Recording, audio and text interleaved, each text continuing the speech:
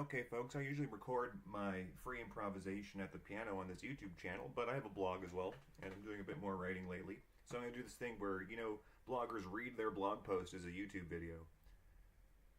I say this as a caveat because this channel has been all improvised. If this is not improvised, I wrote this and just reading it out, but you'll see me ranting, going off the cuff as well on this channel. I'm going to start reading on my blog posts when I write them. So take a listen to this. Who banned polyandry? Arukagina or Enmetena? Enmetena. I don't know how to pronounce that. And, like the pronunciation, it doesn't matter. Either way, a half-century before Hammurabi, women were restricted first. Multiple husbands, or polyandry, was criminalized, while multiple wives was widely known as fine. Long before the birth of Judaism or Christianity, or Islam, by ancient Sumerian ruler and earliest known lawmaker Urukagina, whose name rhymes with vagina if you want it to, or possibly by Enmetena, 2 centuries before the first female author, Enheduanna. Check all these links in the blog post. I've actually done a lot of research compiling YouTube videos you can watch, because it was proof by YouTube, but YouTube of actual sources. And Enheduanna is sometimes called the first author, but in fact, men are given as the authors of still earlier documents, ancient laws, used to control women. This particular link is a whole table of them. Right, list of ancient legal codes. Did women write any of these? Let me know in the comments below, dear Lord. Okay, so ancient laws used to control women.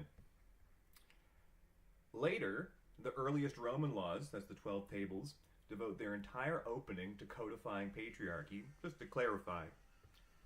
And even today, the proto-law instructions of still earlier male authors like Shuruppak and Fahotep are presented by people today on YouTube using titles like, "Listen to your Sumerian daddy," while the patriarchy lives. So, not named as authors at all, women couldn't write in protest in 2350 BC when banned from loving 2 men that way. You can love your sons, but you can't have romantic love for 2 men, not in a way that's codified, or, sanctioned socially. Like founding anarcho-feminist Emma Goldman did in 1885 after escaping arranged marriage. They were deplatformed at the outset. Women were pre-deplatformed. Today, 26 centuries and 3 or 4 male prophets later, polyandry is still against the law, and in more modern cases, even the male in a marriage contract, if he exists, could be 2 women or etc., plays by rules of exclusivity, chivalrously and gallantly erasing this ancient double standard enshrined originally in the earliest laws of our time. Or does he? Is either party getting ripped off? With this jealous suspicion harbored by either party comes the enforcement of monogamy, and as I've written elsewhere, I get to see an effective enforcement mechanism that isn't gross in its coercive control, which has become a crime in the UK, coercive control. The definition isn't that broad yet.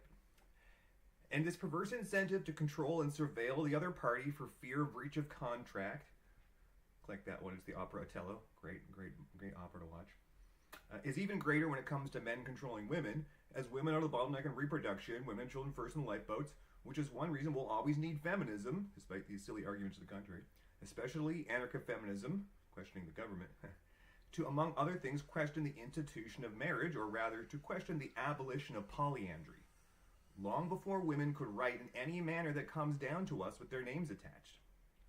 We'll also always need analytic feminism, but more on that in some other article.